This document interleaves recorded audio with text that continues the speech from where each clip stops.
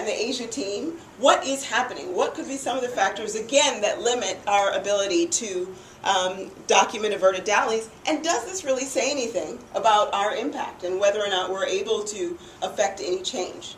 Because what we focus on are the 2 DALIs, but we did have some documented change there, 7.75%.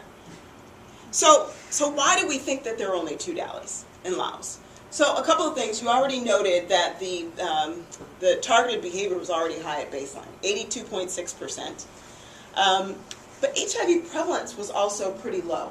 Not only was it low among the target population, it's kind of low generally throughout Laos. I think the national prevalence is 0.1%. The prevalence among sex workers was 0.2%. And again, we get into this, this market and our coverage of the market. 1.7% of sex acts by sex workers in our target population were covered by non-PSI condoms. 1.7%. What does that say? Not a lot of room. Okay. So, I mean, if you look at these things, it's not a lot of room. Maybe not a lot of room for BCC DALIs, but did we have any change? So, some of the questions and argument from Laos is, you know, are we keeping the prevalence low? Is there something that we're doing around maintenance? Are we keeping the consistent condom use high? What are we doing to contribute to that maintenance? Are we getting credit for that? Where is that being documented? So, well, Steve's sorry. question comes back in as Yeah. well. I mean, if we backed out then 98.3% of the condom Yeah. use, one could make the argument maybe that campaign did increase the sales, the use of our own condoms, right? So you could pull in another, I think that'd be another 50 dollars. 1.8.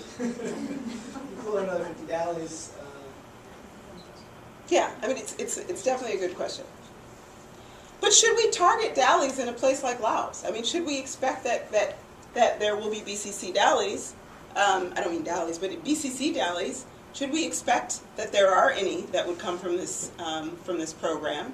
And does that mean that we're not having any impact? I think the bigger question is, would we expect to have much impact? With That's this what- sort yeah. of concentrated intervention in a low prevalence Mhm. setting with small reach. The population is only 5,000. So how much would we expect to change, whether we add in product and add together product and BCC values? There's probably not a lot of help Right. impact to be had.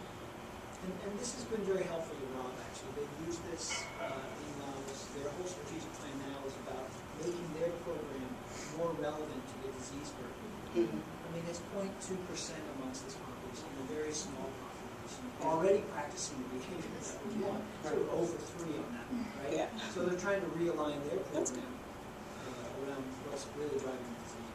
So Yeah. they refer back to this quite a bit. Oh, good. But another thing that I remember Rob saying is that politically there's a great deal of support from the government To for do this program. Yeah. So yes, the disease burden is low, and yes, the behavior is already the desired behavior is already really high, but the government's really happy about this program.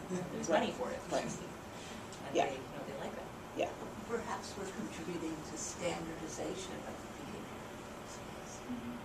Yeah, maybe. Yeah. Maybe we are, and we need to figure out, can we document that and get credit for that? But that discussion here about the politics was a long, protracted discussion over the holiday break with Rob.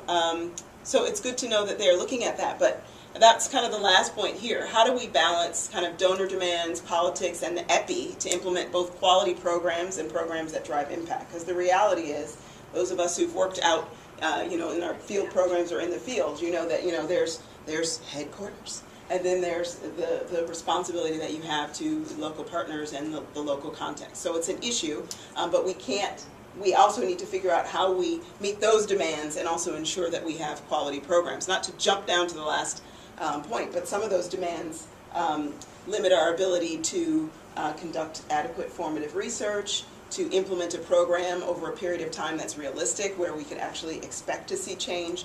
All those types of things could possibly limit and need to be considered for how we document and measure our impact. But going back to the top, I just wanted to wrap my little piece up, and we're going to just have some questions and answers about this. But some of the topics for discussion, and again, the intent of this is that this We hope this discussion and these insights and these case studies will be used to inform the ongoing process for the strategic plan revision. So this doesn't end here, but during the process or over the process of developing these, some of these questions and comments have come up from the programs that we talked to and also from all of you. Some programs may never really be able to avert that many BCC DALYs, even though they are positively changing behavior, for a number of reasons that we've talked about. How do we make sure that our metric or whatever we're using again to demonstrate or measure our impact takes that into account? This is just a basic reality. We only have 5 BCC DALY models right now. They're all HIV, except for the IDU ones. Three of them are condoms. So we need more BCC DALY models, and I know that they are in the pipeline. For condom interventions specifically, this is kind of back to what we said here, the market share.